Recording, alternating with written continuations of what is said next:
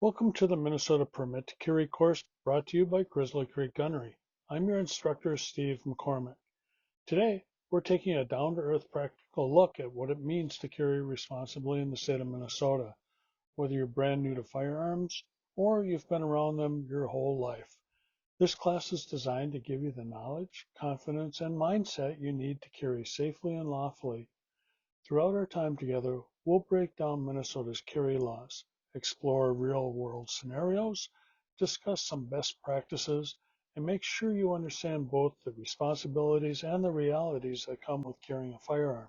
So settle in and let's get started. This is your guide to responsible carry in Minnesota, and I'm glad you're here. Mindset is the foundation of personal defense. Before any tool, technique, or tactic comes your ability to think clearly under pressure. In a real defensive encounter, your mindset will determine your actions and ultimately your outcome. First, consider your mental preparedness. Are you truly ready to defend yourself in a deadly force encounter? Could you pull the trigger if you had no other choice? And if you're injured, can you still make decisions that keep you alive? These are not easy questions, but they are essential. A responsible defender is always willing to slow things down, communicate, and retreat if possible. Before force becomes necessary, ask yourself, can I walk away from this situation? Can I reduce the threat without violence? Training for stress is critical. Anyone can make good decisions when they're calm, but have you trained to think under extreme pressure when your heart is pounding, your hands are shaking, and every microsecond matters? Stress inoculation is what prepares you to act rationally when it counts. And then there is legal responsibility. Do you understand the laws governing the use of force? Do you recognize the consequences that follow a defensive action? A responsible defender is always a reluctant participant, someone who avoids conflict whenever possible. Situational awareness is your early warning system.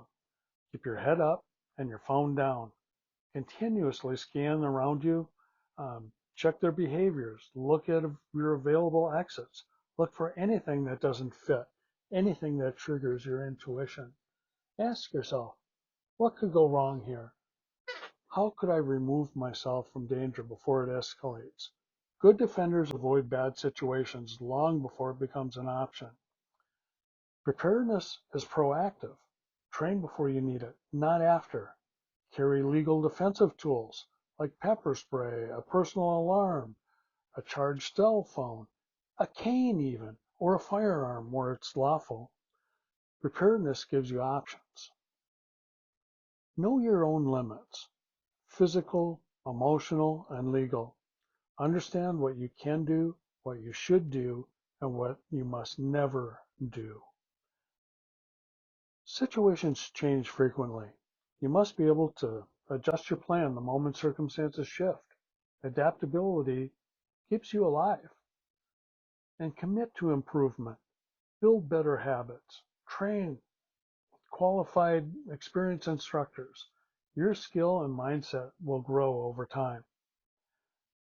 Mindset isn't something you switch on during an emergency. It's something you build every day. The stronger your mindset, the better prepared you are to protect yourself and those you care about. This course is designed to help build your mindset, and I'll be discussing some of these topics. Some are helpful hints or pro tips, and others are absolutes that must be part of your mindset, such as firearm safety laws. So just how do you get your permit to carry in Minnesota? Well, you must be at least 18 years old and legally able to possess a firearm. After training, gather your required documents, your course certificate, a completed application, your driver's license or state ID, and proof of residency if needed. Apply in person at the sheriff's office in the county where you live. Non-residents may apply at any Minnesota sheriff's office. We'll talk a little bit more about that later. And you'll pay an application fee, and the sheriff will run a background check. The sheriff has up to 30 days to approve or deny your application. If approved, your permit is valid for 5 years. Minnesota law requires you to carry both your permit and your photo ID whenever you are armed in public. You can renew your permit starting 90 days before it expires, and the renewal requires updated training, just like the class you're taking now. Getting your permit is about more than meeting legal requirements. It's about commitment, responsibility, and safety. So in review, you must be 18 years old, a U.S. citizen or a permanent resident, complete certified training like you're doing right now, get your certificate of completion. You need to have no disqualifying criminal history.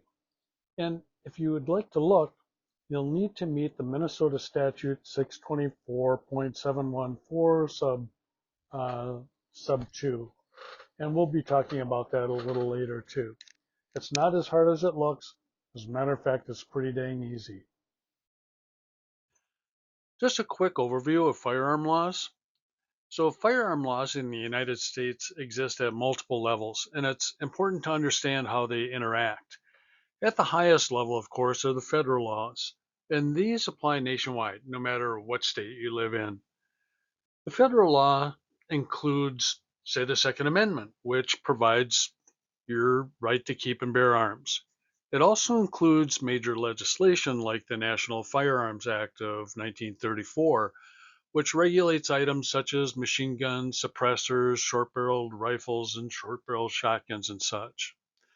Federal law defines prohibited person as well.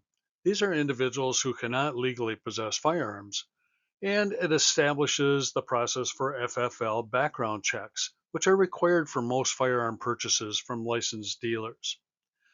Below the federal law are the state laws. Each state sets its own rules for owning, carrying, transporting, and using firearms.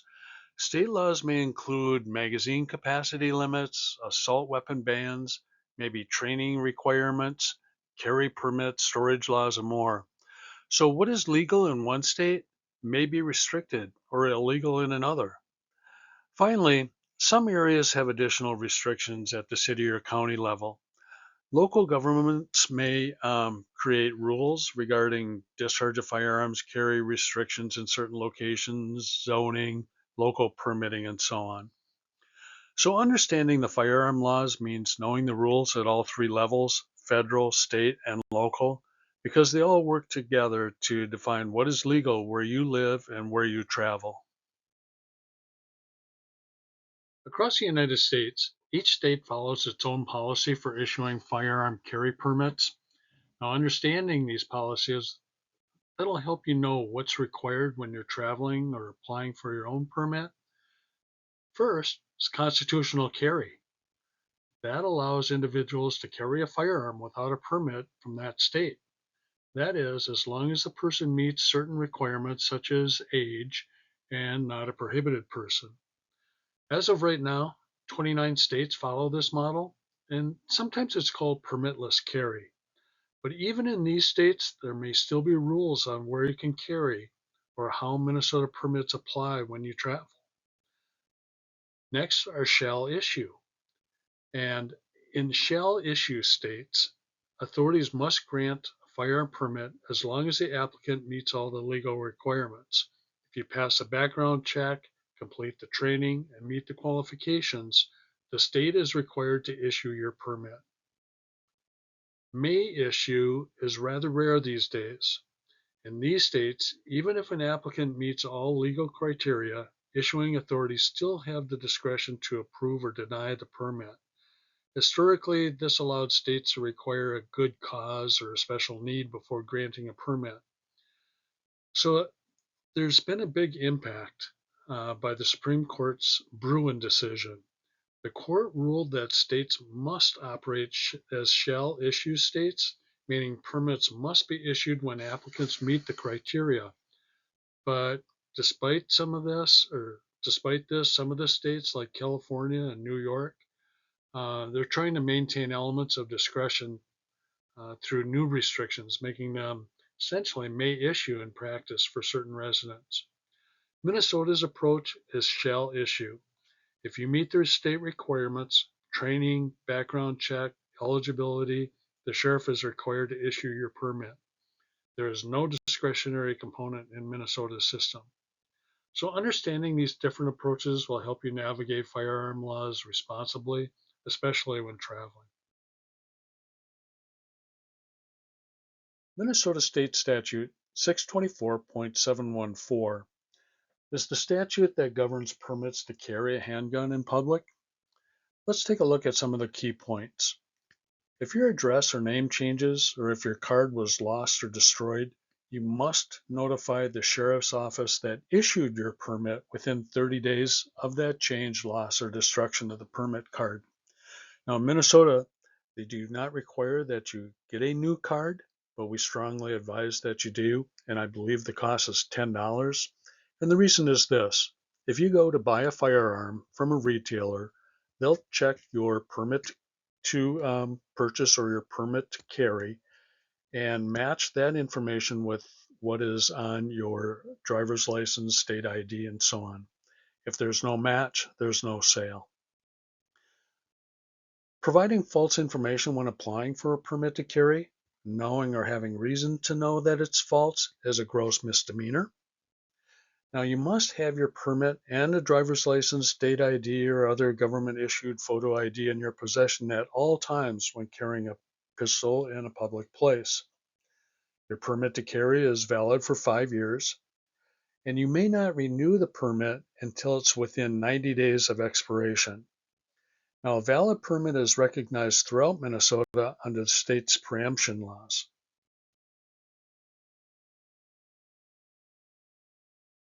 Now, Minnesota Statute 624.713 describes persons that are actually prohibited from possessing firearms, and some of these might be under indictment or convicted of a felony, fugitive from justice, an unlawful user or addicted to controlled substance, someone that's adjudicated mentally defective or committed to a mental institution, an alien illegally in the U.S. or on a non-immigrant visa, somebody that's been dishonorably discharged from the armed forces, or renounced their U.S. citizenship, or they're subject to qualifying restraining order or convicted of misdemeanor domestic violence. Also, non-resident alien firearm restriction, that comes under Minnesota Statute 624.719. Non-resident aliens may not possess firearms in Minnesota, except when they're taking game as a non-resident under the Minnesota DNR game and fish laws. There are 4 universal rules of gun safety. And number 1, treat every firearm as if it's loaded. Even if you know that it's not loaded, or somebody tells you that it's not loaded, assume that it is. Never point at anything you're not willing to destroy or kill. That comes under the topic of muzzle control, and we'll be talking about that a little bit later. Keep your finger off the trigger until you're ready to shoot. And be sure of your target and what's beyond it. You are morally and legally responsible for every bullet that leaves your gun. Now, these 4 safety rules must become an absolute in your mindset that we've talked about before. These 4 rules will keep you out of trouble, keep people safe around you. Commit them to memory, commit them to your mindset. In the next series of slides, we're going to take a look at parts of a handgun, and that's both the semi-automatic and the revolver, loading and unloading each of those, and then, of course, grip, stance, sight picture, and trigger control. So a semi-automatic handgun is made up of several key components. They all work together to chamber, fire, and cycle the ammunition. The top portion is the slide, and that houses the barrel, and it typically contains the firing pin, extractor, and so on. When fired, the slide moves backward with tremendous force and very, very fast, to the point usually you can't even see it do that. Anyway, it moves back to eject the spent casing, and then forward to chamber the next round. The frame is the main body of the handgun, and that includes the grip where the magazine is inserted. The magazine itself holds the ammunition, feeds the round upwards towards the chamber. The trigger initiates the firing process, while the trigger guard protects it from accidental engagement. Um, Many handguns also incorporate safety mechanisms, and these vary by design, but may include manual safeties, trigger safeties, and internal drop safeties, and so on. The picture that you're seeing is a model of a Glock, and within that trigger, there's a trigger safety. And on a Glock, that's the only external safety that you'll see. Finally, the front and rear sights are used to align the firearm with the target. Together, these parts allow the handgun to operate reliably, safely, especially when used properly. A proper grip is essential to controlling a semi-automatic handgun. A stable grip creates a solid foundation that supports the firearm through its normal operation. When the grip is secure, recoil is managed, accuracy improves, and cycling components are allowed to function as intended. Now, poor grip can have serious consequences. It may reduce recoil control, increase the chance of malfunctions, and in some cases lead to physical injury. One critical safety concern involves a slide, the upper portion of the handgun that moves rapidly during firing. The support hand thumb should never rest behind the slide. When the slide reciprocates, it moves with force and speed, and any contact with that motion can cause severe injury. A proper grip is not simply about control. It's about ensuring the mechanical parts of the handgun can operate freely while the hands remain safely positioned. Now, during your live fire portion of this class, you will be coached if needed in our preferred two hands, thumbs forward type grip. Hey, let's take a look at how to reload your magazine. I usually grab it in my left hand, sometimes called your weak or off hand. Right hand is what I use to feed the cartridges. First cartridge, go down and in. Then I like to use my weak thumb or offhand thumb to stabilize, push down and go in, and do it again. Now there's a nifty little device that you could use to save the strength in your hands, or if you have trouble with some of these magazines are really tight with springs. This is cool. Just slide that over, squeeze it, push down, throw the cartridge in, push down, throw the cartridge in, and there you go. Works for me. Before modern day semi automatic pistols, the revolver became one of the most recognizable handguns ever. Its design is simple. There's multiple chambers that rotate, firing one shot at a time. The main structure is the frame. It holds everything together, including the barrel, the grip, and all of the internal parts. At the front is the barrel. And of course, that's the metal tube that guides the bullet forward and helps keep it accurate. The key feature of the revolver is the cylinder. This rotating part holds several rounds of ammunition 5, 6, 7, 8, 10, sometimes more. But each time the trigger is pulled or the hammer is cocked, the cylinder turns to line up a new round with the barrel. On many revolvers, there's a cylinder release that lets the cylinder swing out for loading and unloading. The hammer helps fire the gun by striking the ignition system. Now, the trigger activates the firing mechanism, and the trigger guard surrounds it to help prevent accidental contact. The grip is the handle. It helps the user hold the revolver steady, especially during recoil. And grips can be made from wood, metal. I've seen some pretty fancy um, bone grips and even ivory grips. Now, finally, the sights, they're usually a front post and a rear notch. And of course, they help with aiming. Some models include adjustable sights, and that's for better precision. All of these parts work together to create a firearm known for its reliability, simple mechanics, and a very long history. A revolver's grip is designed to provide stability, control, and safety during firing. While revolvers come in many shapes and calibers, one widely accepted grip involves both hands working together to create a firm, balanced hold.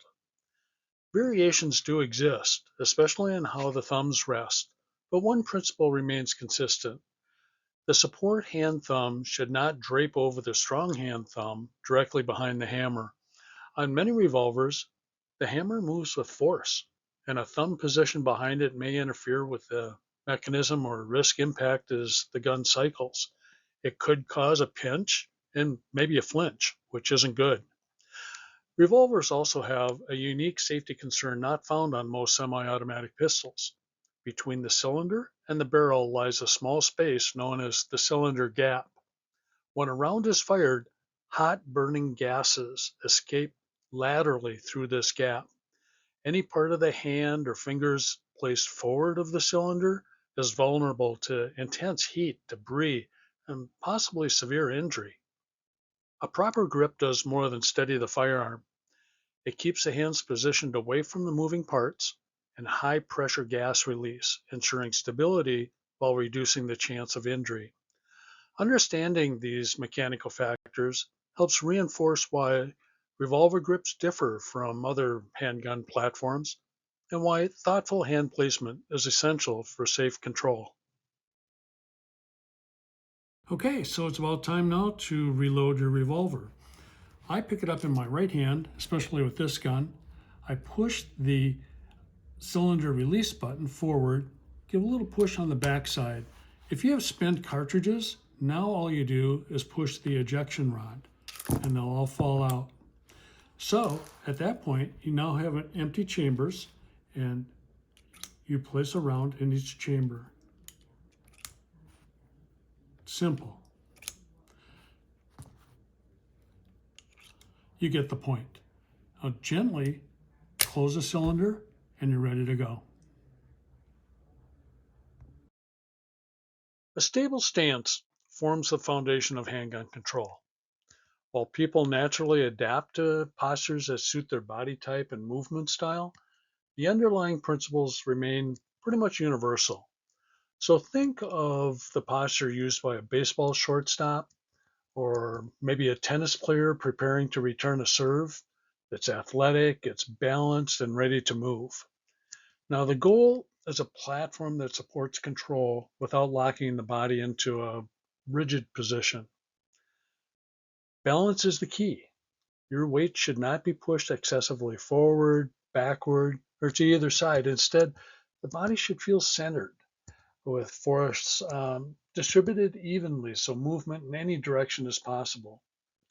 Modern handguns produce relatively little recoil, but that stance should still provide enough stability to absorb motion without losing structure or shifting unintentionally.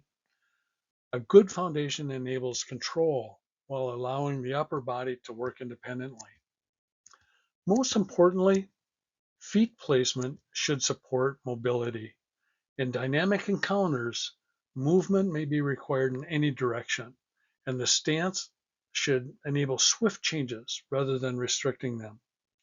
Ultimately, there is no single stance that works for everyone. What matters is balance, control, and an athletic posture that supports safe, deliberate firearm handling. The fundamental stances are the isosceles and the weaver. In our opinion, both stances are a great foundation for developing balance and recoil control.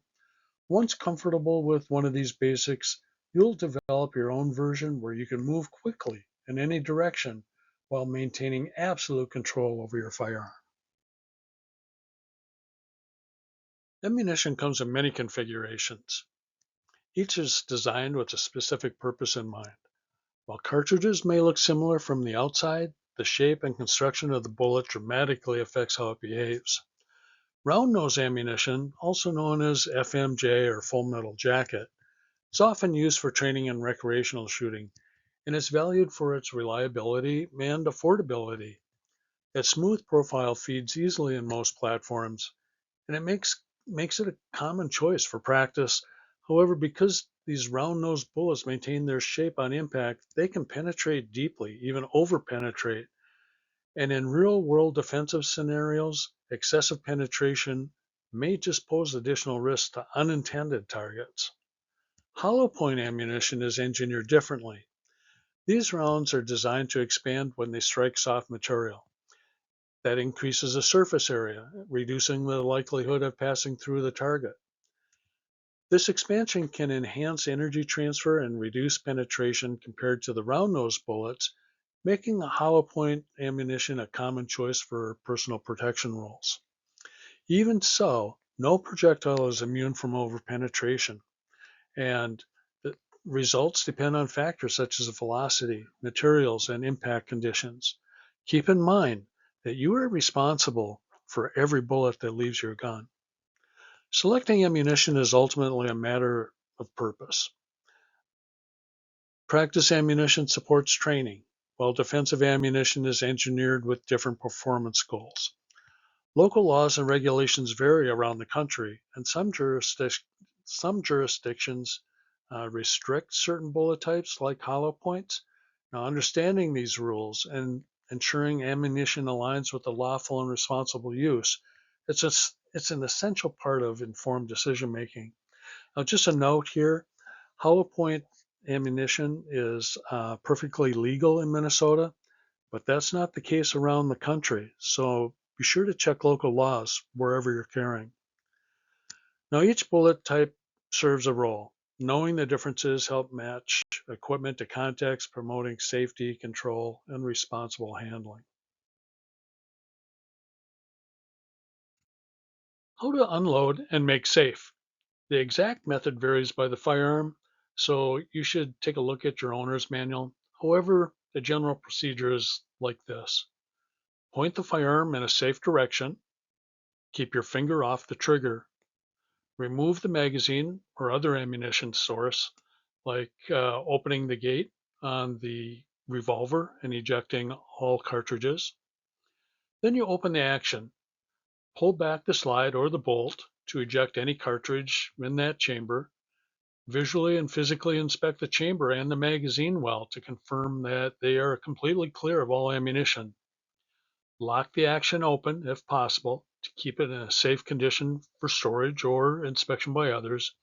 And then once you have confirmed the firearm is clear, you can consider it made safe. But you should still continue to follow all the safety rules. Ammunition should be stored separately from the firearm in a secure location.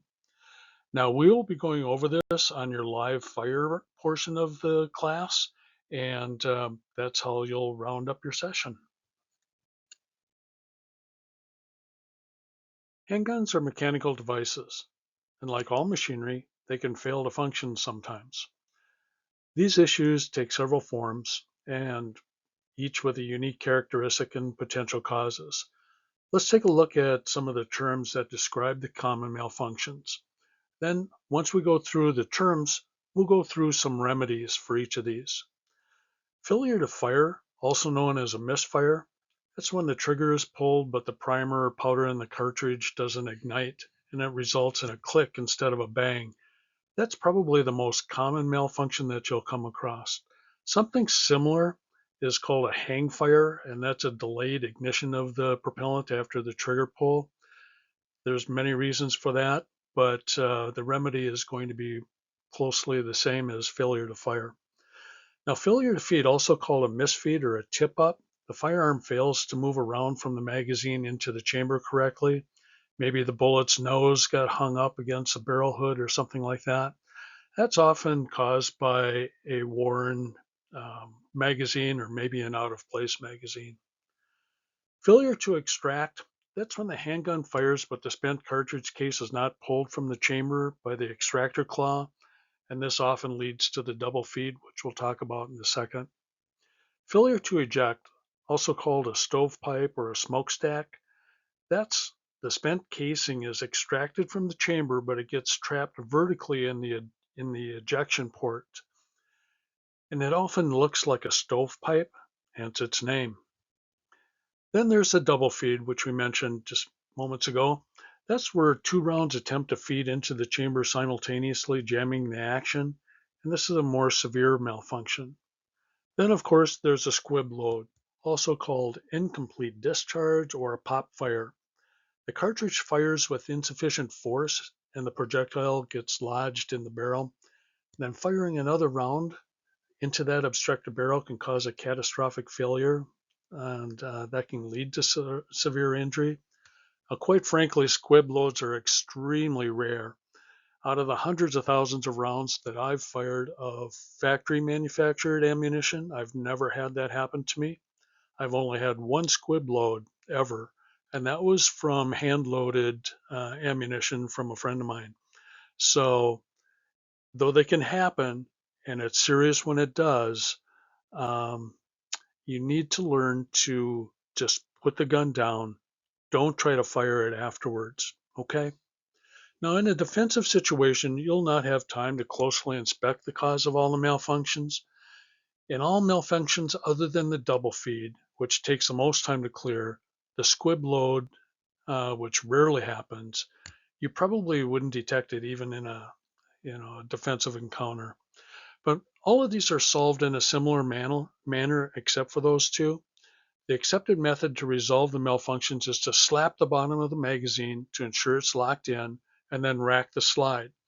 If it is unresolved, keep racking the slide until the malfunction is cleared.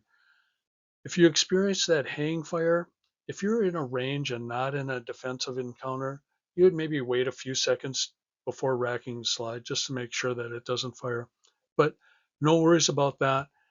In a defensive situation, just remember tap, rack it, roll it over to the side.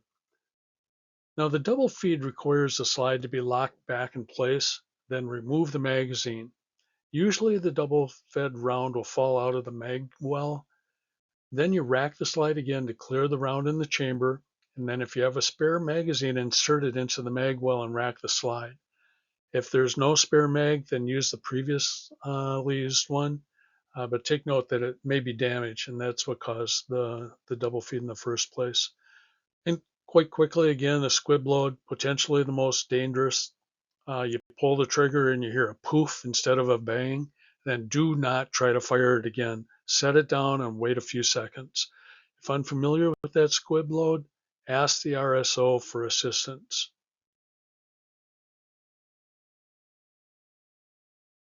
So let's take a look at Minnesota Statute 97B.045.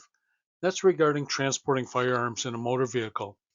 In Minnesota, a person may not transport a firearm in a motor vehicle unless specific conditions are met. These are really important. To be considered lawful transport, the firearm must be unloaded. Then one of the following needs to apply. The firearm must be placed inside a gun case that is specifically designed to contain a firearm. The case must fully enclose the firearm and be lockable. In Minnesota, the case does not need to be locked, but it needs to be lockable. And then, of course, no portion of the firearm may be exposed. Alternatively, the unloaded firearm may be placed in a closed trunk of the car or truck or whatever. If neither of these conditions is met, the situation is generally considered carrying a firearm, which requires a valid permit to carry. Now, there are limited exceptions. An unloaded, uncased long gun may be transported while at a shooting range, while hunting, or while traveling directly to or from a hunting location. However, these exceptions are sometimes subject to restrictions, and some counties or cities may be excluded. And I can tell you, looking at the statute, that Anoka, Hennepin, and Ramsey counties are excluded counties. There may be others, but those I know about for sure. But the overall purpose of this statute is to regulate how firearms are moved in vehicles to promote safe transport, typically requiring that the firearms be unloaded and properly secured.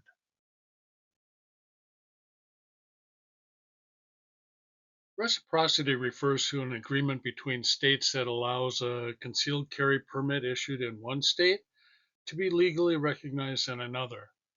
But here's the important part. These agreements are not universal, and they are not permanent.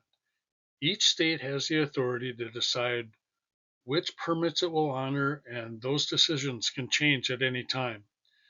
Because of this, understanding reciprocity isn't just helpful, it's essential. Because if before traveling, it's your responsibility to verify whether your permit is valid in that state you're entering, and laws vary widely and wildly. And relying on outdated or inaccurate information could lead to serious legal problems. Now, here's a word of caution: do not rely on third party websites or reciprocity maps. These may look really convenient, but reciprocity regulations change frequently, and these sites often fail to update in real time. The only reliable source of truth is the official website of the state you're traveling to. So always check that site's official resources before crossing state lines. Stay informed, stay compliant, and stay safe. Locations where you cannot carry in Minnesota. Even with a valid Minnesota permit to carry, there are locations where carrying a firearm is absolutely strictly prohibited. It's your responsibility to know and follow these restrictions at all times. You may not carry on any K through 12 property, including school buildings and school grounds. This restriction also applies to school buses when children are present, and licensed child care centers are also off limits. Firearms are prohibited in the secure areas of airports, naturally, and as well as on Indian reservations unless specifically allowed by tribal law or tribal authority.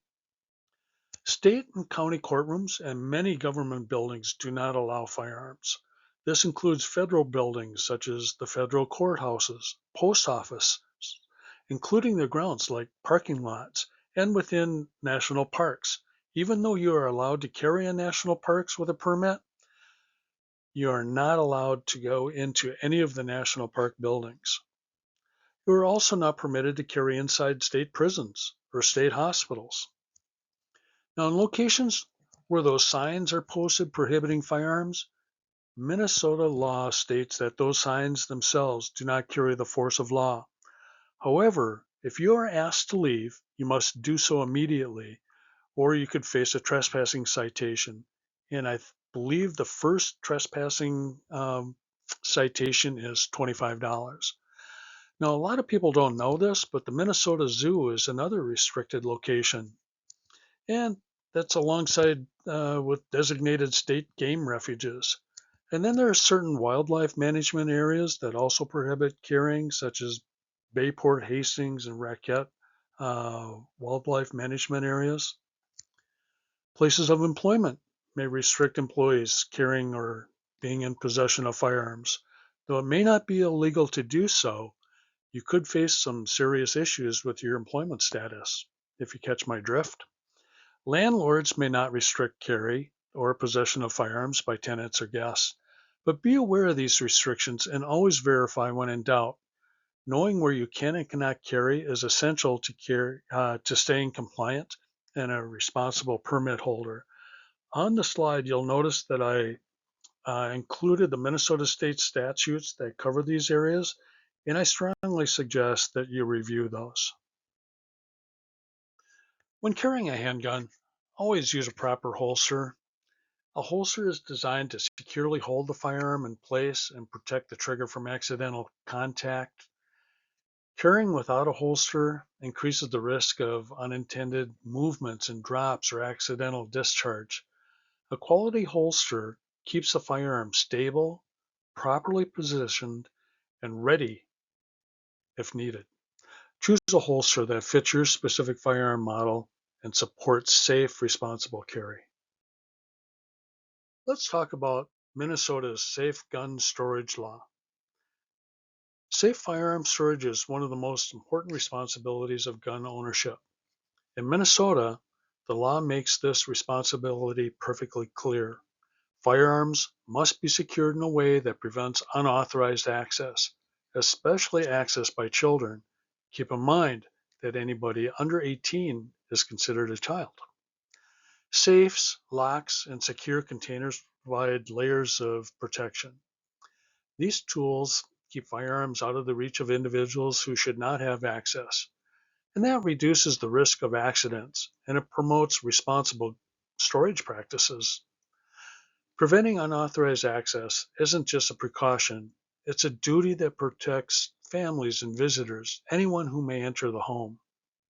Now, Minnesota State Statute 609.666 holds firearm owners legally accountable for negligent storage.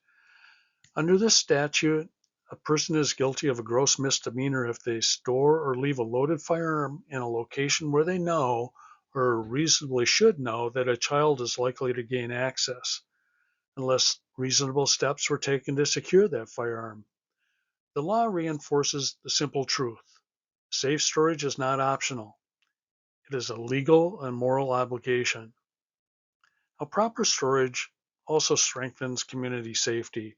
When firearms are secured, the chances of accidental injury, unauthorized handling, or tragic outcomes are dramatically reduced. Responsible storage protects families, supports lawful ownership, and contributes to a safer Minnesota for everyone. Encounters with law enforcement.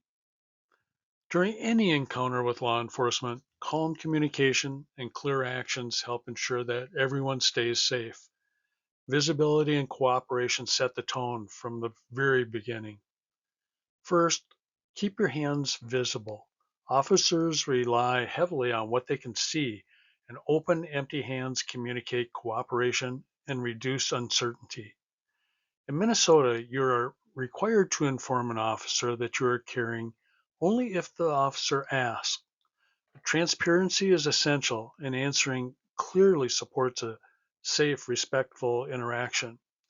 While the law requires notice only when asked, many responsible carriers choose to proactively inform the officer. A simple, calm statement such as, "Officer, I have a Minnesota permit to carry, and I am carrying. What would you like me to do?" This gives the officer the information they need while making your intentions absolutely clear. Once the officer provides instructions, follow them exactly. Staying calm, speaking respectfully, and complying promptly helps the interaction proceed smoothly and safely for everyone involved. Encounters with law enforcement are moments where communication matters. Clarity, cooperation, professionalism, they go a long way towards ensuring safety on all sides. Minnesota Statute 624.71 establishes the state's Extreme Risk Protection Order law, often referred to as the red flag law. This law allows a court to temporarily prohibit a person from possessing or purchasing a firearm if they are found to pose a significant risk of harming themselves or others. Now, a petition for the Extreme Risk Protection Order can be filed by certain individuals, such as family members or household members, or by law enforcement or medical personnel. After reviewing the evidence, a judge may issue a temporary order, and that's followed by a court hearing to determine whether a longer term order is appropriate. If granted, the order requires the individual to surrender firearms and prevents new firearm purchases for the duration of the order. These orders are time limited and subject to judicial review. The purpose of the statute is preventative. It's to reduce the risk of violence or self-harm while maintaining due process through the court system. In Minnesota, the permit to carry does not explicitly forbid a permit holder from consuming alcohol, but the law draws a very clear line. A blood alcohol concentration above 0.04 while carrying a firearm is a criminal offense. Now, if an officer has probable cause to believe that you're carrying under the influence, you are required to submit to either a blood, breath, or a urine test. Refusing that test carries really serious consequences like automatic revocation of your permit for a year, along with a mandatory $500 fine. Now, the message behind these laws is unmistakable. Alcohol and firearms do not mix. Even small amounts of impairment can affect judgment and awareness, decision making. Responsible carry demands clarity, discipline, and the ability to recognize risk long before it becomes a danger. In Minnesota, carrying under the influence isn't just a violation of law, it's a breach of the responsibility every permit holder accepts. Now, the safest choice, of course, is always the simplest. If you're drinking, don't carry. Now, here's how the penalties work. A blood alcohol less than 0.10, but more than 0.04, it's a criminal penalty. It's a misdemeanor punishable by up to 90 days in jail or and a fine of $1,000, and you lose your permit for 180 days. Now, blood alcohol of 0.10 or more, or under the influence of a controlled substance in a combination, the criminal penalty is a misdemeanor punishable by up to 90 days in jail and or a fine of $1,000, and its subsequent offense is a gross misdemeanor punishable by up to a year in jail and a fine of $3,000, and you lose your permit for 1 year. Despite recent changes in Minnesota law regarding the legalization of marijuana, federal law has not changed.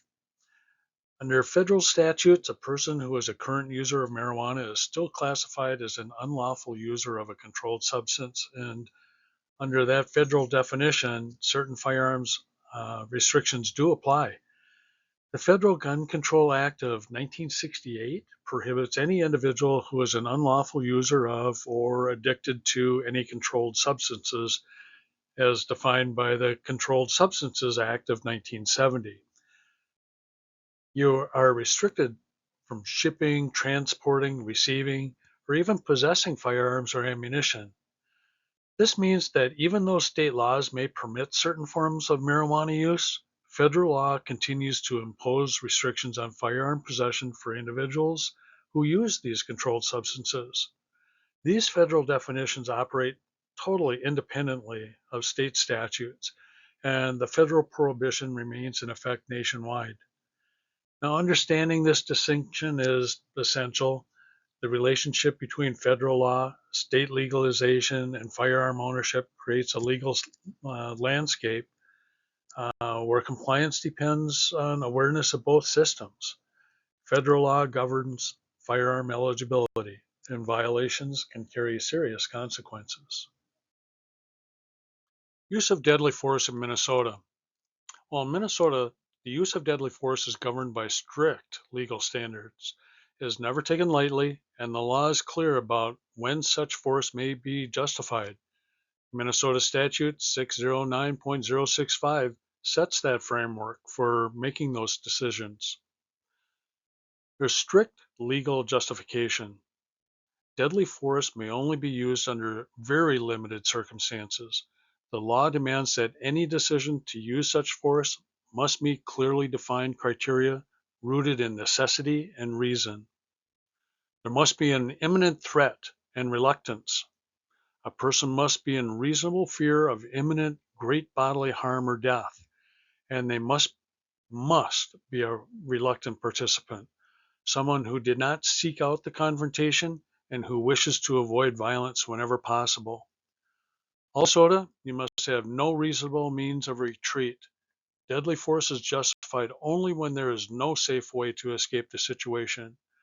If there is a reasonable means to retreat or avoid harm, the law requires that option to be taken. These principles form the foundation of Minnesota's deadly force standard, demanding restraint, necessity, and clear justification. Understanding them is essential for anyone seeking to act responsibly and within the law.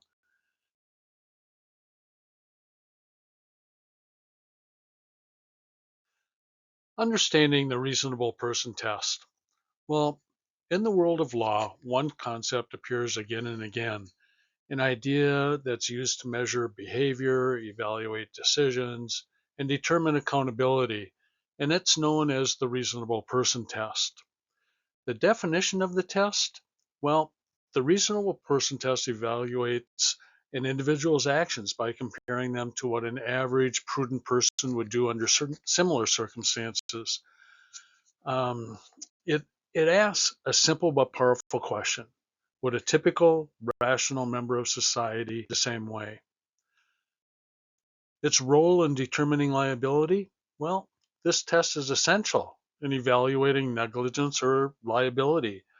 By providing an objective standard, it gives courts a consistent way to judge conduct, separate from the emotions, intentions, or personal characteristics of the individuals involved.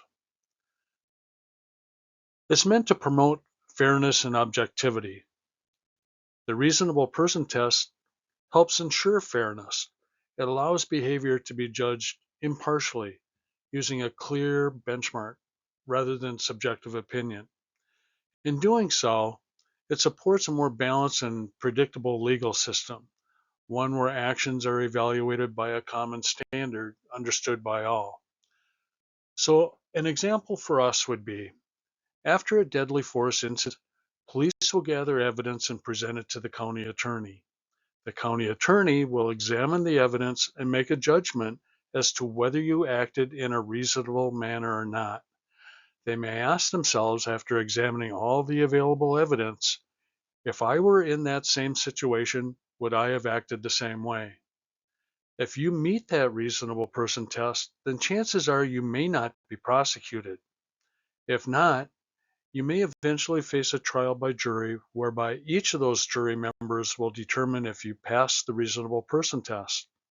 Of course, there are many other factors that'll be considered, but the reasonable person test carries a lot of weight in determining your fate. Defining great bodily harm. In Minnesota law, the term great bodily harm plays a critical role in distinguishing the most severe injuries from the minor or moderate ones. The legal definition and importance. Well, Minnesota law defines great bodily harm specifically to separate serious, life-altering injuries from the lesser forms of harm. This clear definition ensures consistency when determining the severity of an incident for legal purposes. The criteria for great bodily harm? Well, an injury qualifies as great bodily harm if it creates a high probability of death, causes serious or permanent disfigurement, or results in long-lasting impairment of a bodily member or organ.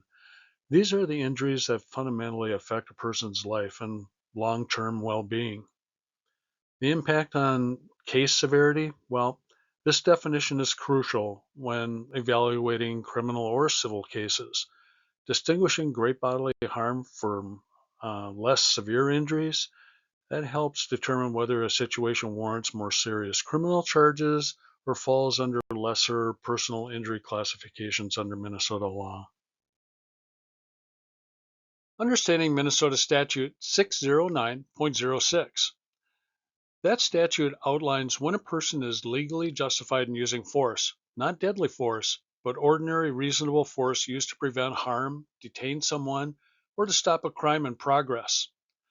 The statute exists to define when force is permitted under the law, giving citizens, law enforcement, and the courts a clear understanding for evaluating actions taken during real-world confrontations.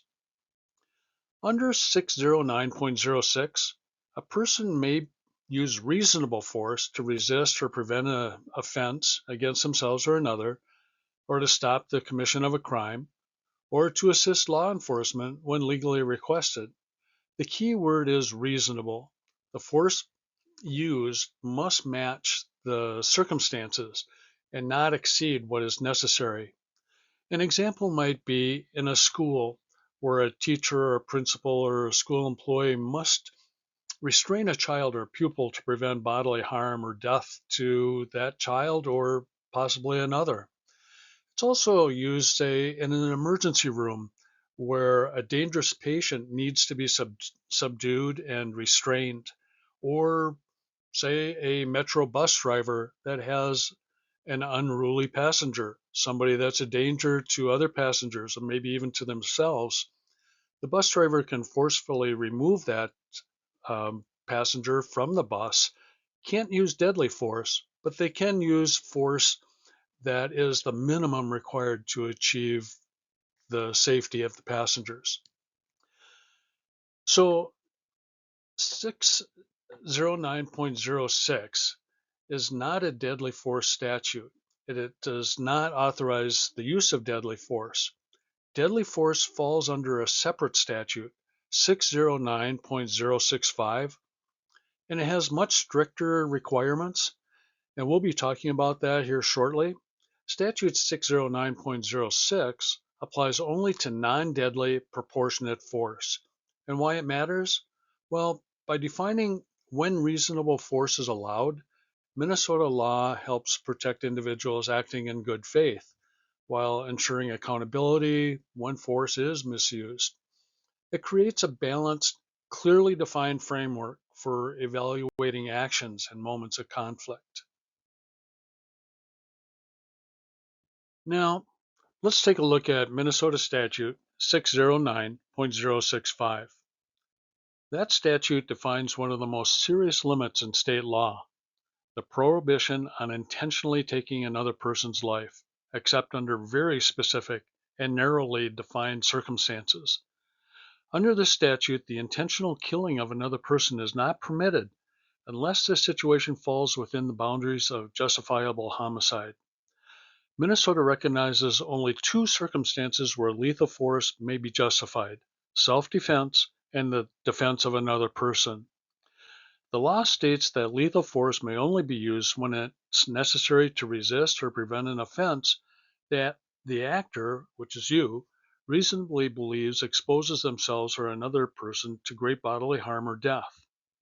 The statute also includes an exception involving the commission of a felony within a person's place of abode. Even here, the standard remains strict. The person must reasonably believe that the threat is severe enough to justify the use of such force. Understanding Statute 609.065 is essential for interpreting when lethal force is considered lawful in the state. It establishes a high threshold, one that prioritizes the preservation of life and sets clear limits on the use of deadly force. In Minnesota law, abode generally means your dwelling place, the place where you live. While Minnesota statutes don't always provide a single detailed definition of abode in self-defense language, courts interpret it to mean generally your home or your residence, a place where you're actually living, a structure used as a dwelling, whether you own it or rent it, a house, an apartment, townhome, condo, and in some circumstances, a temporary residence such as a hotel room if you're staying there as your living space. In self-defense discussions, abode is often referenced when talking about the duty to retreat. Minnesota does not impose a duty to retreat when a person is in their own home. Outside the home, however, Minnesota law generally requires retreat if it can be done safely before using deadly force. So importantly, abode does not automatically include detached property like a separate garage unless it's clearly part of the dwelling space or your yard or open land or your vehicle. Because court interpretations can vary based on facts, the exact boundaries of what qualifies as an abode may depend on the specific situation. Now, the deadly use of force over property is not allowed in Minnesota. For example, you witness an individual breaking into your car, you can't use deadly force to stop the individual. But under that statute that we discussed, 609.06, you may use reasonable force, but not deadly force. Unfortunately, that type of encounter could easily turn into a deadly force encounter. So I'm saying it's best to call 911 immediately, be a good witness, and let the insurance companies figure it out. Now, take note of this. Pets are considered property in Minnesota. Even though they're a huge part of your family, they're family members, we love them, you cannot protect your pets with deadly force. Elements of a justified deadly force encounter. In evaluating a deadly force encounter, four key elements help define whether the threat meets the threshold of a justified response. These concepts form the foundation of how danger is assessed and how the law interprets the presence of imminent harm. Number one, ability. The individual must have the ability and power to cause you great bodily harm. This refers to the person's physical capability, the presence of a weapon, or any means that could inflict serious injury or death. Number two, opportunity. This element considers proximity, obstacles, and time. A threat may possess the ability to cause harm, but without the opportunity, without being close enough, or unobstructed enough, or immediate enough, the danger just may not be imminent. Number three, jeopardy. Jeopardy examines how a reasonable person would interpret the actions or the words of an individual. It reflects whether their behavior signifies a threat or an intent to cause great bodily harm. So it's not only about capability, but about manifesting that capability as an immediate danger. And then fourth, preclusion. This final element takes a look at what was done to avoid the confrontation. It includes the efforts and the circumstances or conditions that demonstrated a lack of reasonable alternatives for the situation escalated. Now, together, these four elements, ability, opportunity, jeopardy, and preclusion, form the conceptual framework often used to understand when a deadly force encounter may be legally and ethically justified. They shape how we examine danger, how we evaluate intent, and how we understand the limits of lawful self-defense. Consider these to be your rules of engagement. All four must be met, and they are an essential part of your mindset.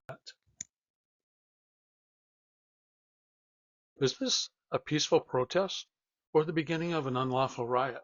What you need to know, especially as a holder of a Minnesota permit to carry. Minnesota State Statute 609.71 clearly spells out various degrees of riot.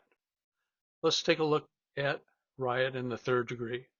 When three or more persons assembled disturb the public peace by an intentional act or threat of unlawful force or violence to a person or property, each participant therein is guilty of riot in the third degree and may be sentenced to imprisonment for not more than 364 days or to the payment of a fine of not more than $1,000 or both. Second degree riot. When three or more persons assembled disturb the public peace by an intentional act or threat of unlawful force or violence to person or property, each participant who is armed with a dangerous weapon or knows that any participant is armed with a dangerous weapon is guilty of riot in the second degree and may be sentenced to imprisonment for not more than 5 years or to the payment of a fine of not more than $10,000 or both. Now that one is a felony. Riot in the first degree, when three or more persons assembled disturb the public peace by an intentional act or threat of unlawful force or violence to a person or property, and a death results, and one of the persons is armed with a dangerous weapon, that person is guilty of riot in the first degree and may be sentenced to imprisonment for not more than 20 years or to the payment of a fine not more than $35,000 or both. All right, now let's take a look at a couple of different concepts. We'll be getting to this. First, all right, this is one of the most important concepts that we're going to cover today, especially in the current environment. Let's start simple. Under Minnesota law, a riot is defined as three or more people using or threatening unlawful violence. That's it. Not a massive crowd, not chaos everywhere, just three people acting violently or threatening violence. Now here's where it escalates. If weapons are present, the legal stakes jump significantly. If someone dies, you're now in the highest level of felony exposure tied to that event.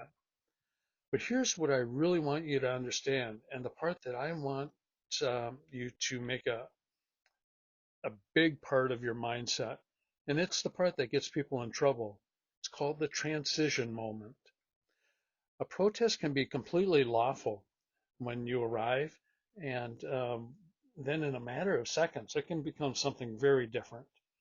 And the law does not care why you showed up. It cares what is happening right now. So here's your rule of thumb, and I want you to remember this. The moment violence starts, you are no longer just at a protest. Now, you may be standing inside what the law considers a riot, and that means everything about your legal risk just changed instantly. The concept that I want to attach to this is AOJP plus an exit priority, let's call it. So now the question becomes, what do you do? Here's the decision model I want running in your head. First, is there violence? If yes, you need to immediately start thinking, this could now be a riot. Second, are weapons present? Are you carrying? If they are, your legal and physical risk just went way up, even if you're not involved. And third, and this is really important, could you leave? This is your preclusion piece. If you can leave, you leave immediately. No filming, no hanging around, no, let's see how this thing plays out. You are not there to manage the situation. You are there to avoid becoming a part of it. Now let's tie in AOJP, ability. The crowd has collective force. Multiple attackers change everything. Opportunity, distance disappears very fast. You can get surrounded before you even realize it.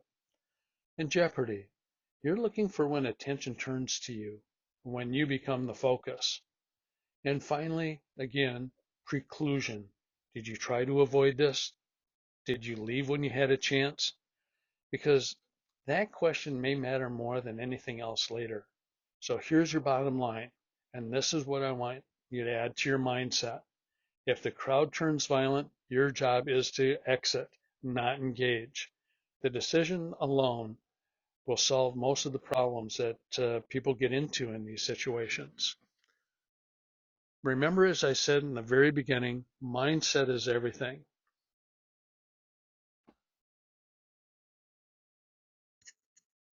Types of force explained. In any confrontation, understanding the types of force recognized in law and policy is essential. These categories define not only what actions may be appropriate, but also the responsibilities that come with them. Reasonable force. Reasonable force is the minimum necessary action to legally resolve a threat or a situation that prioritizes safety and rights. It is guided by what an objective, prudent person would consider appropriate under the circumstances. Whenever possible, less than lethal tools and alternatives should be considered. Excessive force. Excessive force goes beyond what is needed, risking unnecessary harm or violating rights. Using force that exceeds what the situation reasonably calls for can lead to legal consequences, including criminal prosecution or civil liability. Deadly force is the force that is likely to cause death or serious injury. It is permitted only in life-threatening situations. In some cases, depending on the circumstances, deadly force may be considered reasonable force. The decision to use deadly force is deeply personal. No one can make it for you. Proper mindset, training, and understanding of the law are critical in guiding that judgment. By understanding these distinctions, reasonable force, excessive force, and deadly force, we recognize not only the rights we hold, but the responsibilities that accompany them. Your mindset, which includes awareness, restraint, sound judgment, remain vital in any encounter where force may be required. After a deadly force encounter, call 911 immediately after securing your own safety. State, I was attacked and I feared for my life and I had to defend myself. Please send both police and an ambulance to this location. Then hang up. Don't stay on the line. Now, make sure that your firearm is secured. Do not have it in your hands when the police arrive. And when they do arrive, comply. Follow all of their directions. Request medical attention whether or not you have physical injuries. You have experienced significant psychological trauma. This will give you time to collect your thoughts, let the adrenaline rush abate, and then get you the care that you need after such a traumatic experience. And then state to the police too that I will cooperate 100%, but first I need my attorney. Do not talk further without your attorney present. Now, some experts will say that you can point out witnesses, and if you choose to do so, only point and say, those people witnessed me being attacked. Say no more. Violent encounters are rarely understood in the moment that they occur. The human body and mind react in ways that can dramatically distort perception, emotion, and memory long before the individual even realizes what's happening. Violent encounters can cause time dilation, tunnel vision, and auditory exclusion, deeply affecting how individuals perceive events in the moment. These distortions are part of the body's emergency survival response, sharpening certain senses while muting others, often creating memory gaps or confusion after the threat has passed. There's a huge adrenaline rush, and that heightens the immediate reactions, but can also cloud judgment during these intense situations. Heart rate spikes, your fine motor skills diminish, and instinct often overrides deliberate thought. This biochemical surge is powerful, it's protective, and at times overwhelming, shaping every choice a person makes in those critical seconds. And then after the violence, individuals may suffer PTSD or guilt, emotional distress, often struggling with the remorse as they process the trauma. These reactions are common, they're normal, and deserving of care. Seek help as soon as possible because healing from trauma is not a sign of weakness, but an essential step towards recovery. Coping with tragedy is never simple. In the wake of violence or loss, people face more than the immediate moment.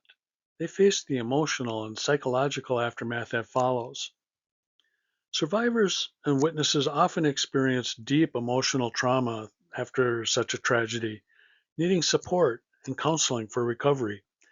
These reactions aren't signs of weakness, they're responses to overwhelming events. Professional help can guide individuals through fear, grief, and confusion, and the lasting effects of that trauma. Communities unite to provide assistance and foster healing, helping those affected rebuild their lives together. In times of crisis, connection becomes one of the most powerful tools for recovery. Support networks, loved ones, and local resources play vital roles in restoring stability and hope. Authorities investigate tragic events to ensure justice and implement measures to prevent future events. Their work aims to provide answers and accountability and improve safety, steps that help protect communities and prevent repeated tragedy. When they share their conclusions, it may just help you with the understanding and the closure that you need, and obviously some healing. On the slide is a place to start, and that would be Prairie Care. The phone number is available there and their email. Reaching out for help is not only okay, it's essential because healing begins with a single step, and there are professionals ready to guide you through that journey. So, some tips before the live fire experience. Before we begin the live fire portion, remember safety is number one. Everything we do from this point forward is built on the foundation of safe firearm handling. Remember the four safety rules. Your instructor will be at your side at all times to ensure safety and to assist you. Follow all commands by the range safety officer and your instructor. So just relax, take your time, remember to breathe. Here are some common RSO or range safety officer commands. You'll hear several standard commands during the live fire experience. Number one, cease fire or stop. This is the most critical command and means you must stop shooting immediately. Immediately remove your finger from the trigger. Place your firearm on the bench, preferably with the action open. Keep the firearm pointed in a safe direction, usually downrange, and wait for further instructions from the RSO. Note that anyone who sees an unsafe condition can and should call C-Fire. Safety is everyone's responsibility.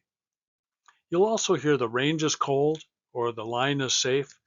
This means all firearms must be unloaded, made safe with the actions open, and placed on the bench with a chamber flag inserted for verification. Shooters must step back from the firing line and usually behind a designated safety line. The other command that you'll hear is the range is hot. This command indicates that the range is active and shooters on the firing line may load and shoot their firearms. All right, so now you're ready for your live fire event. So during your qualification, you'll be working with one of two sighting systems. Either the open sights, sometimes referred to as iron sights, and they rely on aligning the front and rear sight to achieve an accurate shot. We also use a laser sight, and it's either in red or green light beam, and that'll give you a visual point of aim on the target. You'll be firing a total of 30 rounds divided into 3 stages. Stage 1 is at 5 yards, where you will fire 10 rounds. Stage 2 moves you back to 7 yards for 15 rounds, and then stage 3, 10 yards, where you'll fire the final 5 rounds. These distances and round counts are designed to evaluate your accuracy, some consistency, and control with your chosen sighting system. Take your time, focus on your fundamentals, and maintain safe firearm handling at all times. Um, we're predominantly looking for the safe use of a handgun, not necessarily proficiency. That can be developed over time. And if you need coaching, your instructor will provide the assistance you need. So relax, enjoy the range time, and you'll do fine. So next steps in certification, here we go. Range qualification. Remember, safety first. That's our main focus here. Make sure that everything is safe. We'll be right next to you. So just relax, enjoy the experience. And if you need any help, an instructor will be right there to assist you. Just have some fun. Next, you submit your permit application along with your certificate of completion, which you'll get after you complete your range qualification. And then you apply at your county's sheriff's office. Um, you can print off the application online and fill that out before you go. Just make sure that you do not sign it and do not date it. And if you don't want to do that from home, the sheriff's office will have an application there and will give you enough time to fill it out. And then stay informed about changes in federal and state firearm regulations. They happen all the time. There's plenty of videos on YouTube that talk about various changes. So search those out. And if you like, we can help you with that as well. So look forward to seeing you at the range. Ready to rise to the next level? At Grizzly Creek Gunnery, we help everyday people develop real capability, starting with strong safety habits and building towards advanced defensive skills. No matter where you're starting from, we'll meet you there and then we'll challenge you. We'll refine your technique, we'll strengthen your mindset, and we'll help you perform under pressure. This is about more than just hitting a target. It's about preparation, responsibility, and confidence under stress. So commit to the process, push your limits, become someone your family can count on when it really matters most. Your next level starts here. Well, you've come to the end, and I would like to give you my heartfelt thank you for attending this permit to carry class and for taking your responsibility as an armed citizen seriously. Your commitment to training and education makes you and our community safer. If you have any questions after today, or if you would like to pursue additional training, I'm always happy to help. My name is Steve McCormick with Grizzly Creek Gunnery. You can reach me anytime at steve@grizzlycreekgunnery.net. Thank you again for your time and attention. Stay safe, stay informed, stay prepared.